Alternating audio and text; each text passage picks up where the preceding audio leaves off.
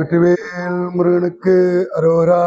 ஞானவேல் முருகனுக்கு அரோகரா. கந்தவேல் முருகனுக்கு அரோகரா. செந்தில் ஆண்டவனுக்கு அரோகரா. பழனி பாலதண்டாய் வாணி சுவாமிக்கு அரோகரா. பக்தாதி பேர் அன்பர்களே, இந்த இடம் நமது மூன்றோட்டில், சேலத்தில் மூன்றோட்டில் சாமிநாதபுரம் என்ற இடத்தில் ராஜரிஷி ஆசிரமம் என்ற இடத்தில் என்ற பெயரில் விளங்கி வருகிறது.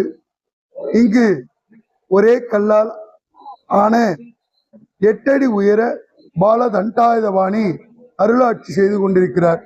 இந்த மகா கந்த சஷ்டி விழாவானது முதன்முறையாக சூரசம்ஹார நிகழ்வு நமது ஆலயத்தில் சிறப்புற இந்த ஆண்டு இனிதே நடைபெற்றது. நல்ல பரிபூரணமான முறையில் சூரசம்ஹாரமானது நடந்து எல்லா பக்தர்களுடைய குறைகளை நிவர்த்தி பண்ணும் பொருட்டு குழந்தை பாக்கியம் பெற்றவர்கள், கல்யாண தடை நீங்கியவர்கள், வேலை வாய்ப்பு பெற்றவர்கள், இளம் வீடு கட்டுவதற்கு பிராயச்சித்தம் தேடியவர்கள் அனைவருக்கும் உண்டான நல்ல பலன்களை இறைவன் இங்கே அனுக்கிரகத்தின் பொருட்டு சூரசம்ஹாரமானது இனிதே நிறைவுற்றது.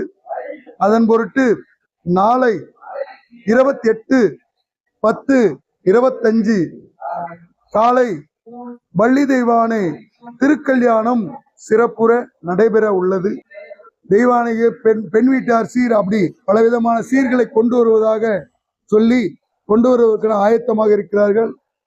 அதே போல நமது ஆலயத்தில் தொடர்ந்து கந்த சஷ்டி ஆரம்பித்ததிலிருந்து 48 நாட்களும் சிறப்புற அபிஷேக ஆராதனைகள் சிறப்பாக நடைபெற்று ஒவ்வொரு நாளும் அருணகிரியார் திருப்புகள் பாடப்பெற்று தேவார திருவாசகங்கள் ஓதப்பட்டு எம்பெருமானுக்கு திருவமுது படைக்கப்பட்டு கற்பூர தீபாராதனை வெகு விமர்சையாக நடைபெற்று இந்த சூரசம்ஹார நிகழ்வு நமது திருக்கோயிலில் நடைபெற்றுள்ளது.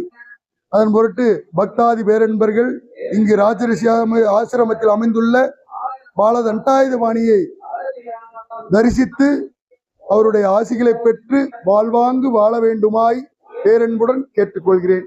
வெற்றிவேல் முருகனுக்கு அரோகரா. ஞானவேல் முருகனுக்கு அரோகரா. கந்தவேல் முருகனுக்கு அரோகரா. சேனாதிபதிக்கு அரோகரா. என்னுடைய பெயர் சிவ கேசவமூர்த்தி. இவ்வாலயத்தில் அர்ச்சகராக உள்ளேன்.